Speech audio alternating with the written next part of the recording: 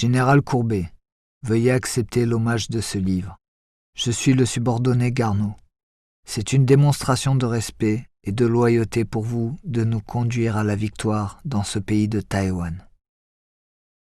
Je crois que je me souviendrai de cet événement, dans le cœur des gens de la bataille.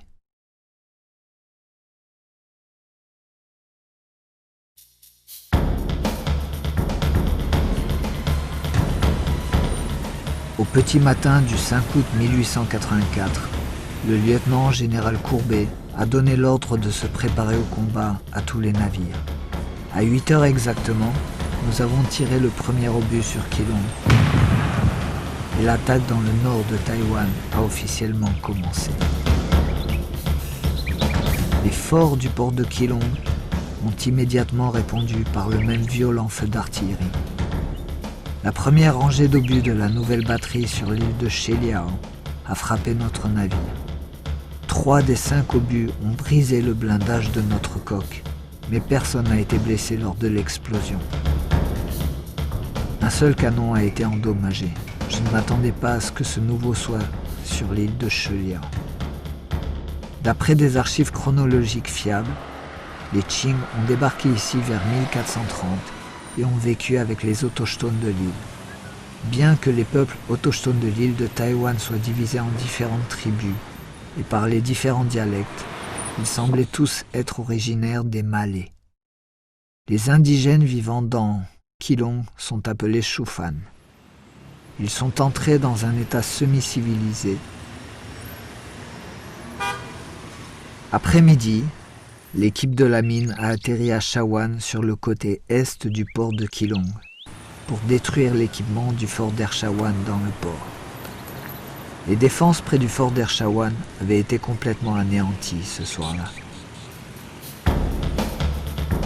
Dans la nuit du 5 août, le temps à Keelung n'était pas bon et les averses ont empêché les marines qui occupaient le port de se reposer. Heureusement, le temps s'est dégagé tôt le matin du 6.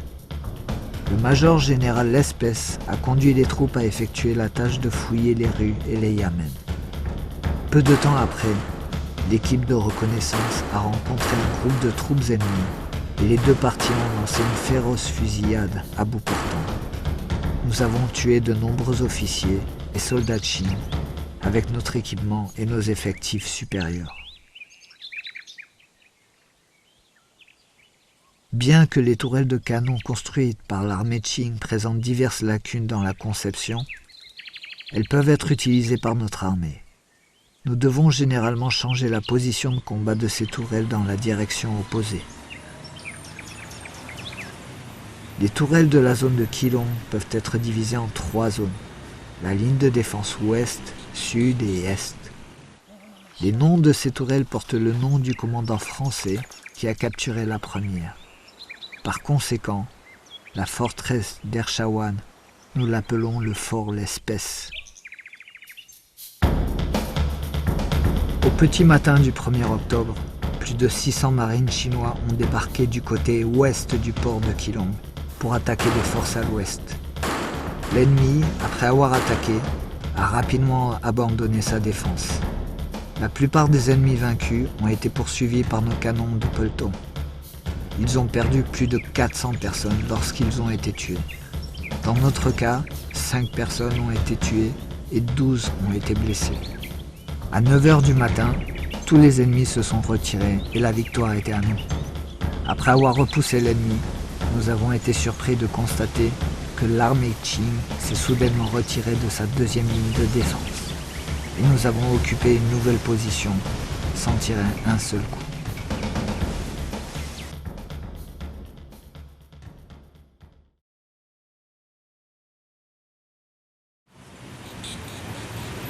Au début de l'occupation du marché de Keelung, les habitants ont été soulagés par notre attitude et a même fait des transactions avec certains de nos soldats français.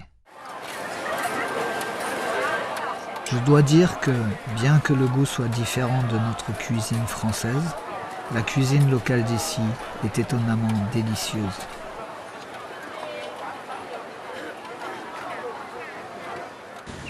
L'une de nos tâches à Keelung consiste également à rechercher des mines de charbon à proximité. Mais personne ne connaît l'emplacement exact des mines. Et des mines de charbon qui ont été exploitées se trouvent à Ching. Avant que l'armée ne recule, ils ont tous été bombardés.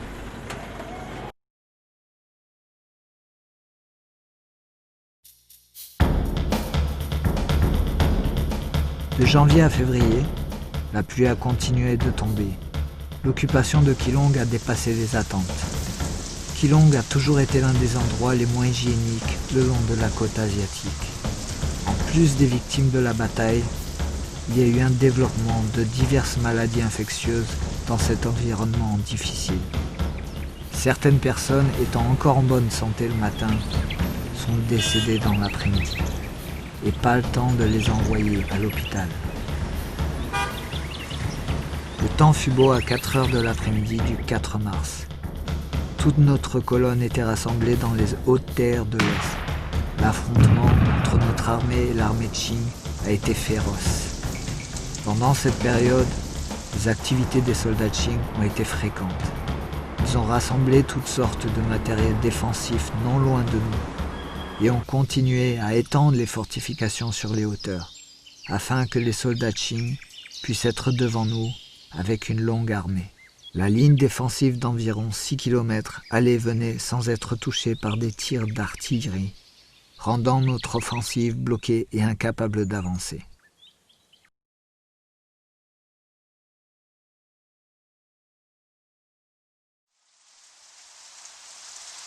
Au petit matin du 21 juin, conformément à l'accord d'armistice sino-français, nous avons commencé à évacuer Keelung et d'innombrables drapeaux de la dynastie Qing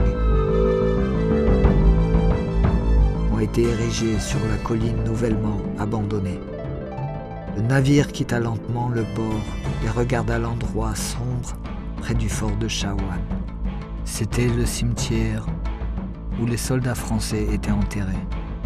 Ils resteraient seuls sur ce terrain à 6500 km de leur ville natale.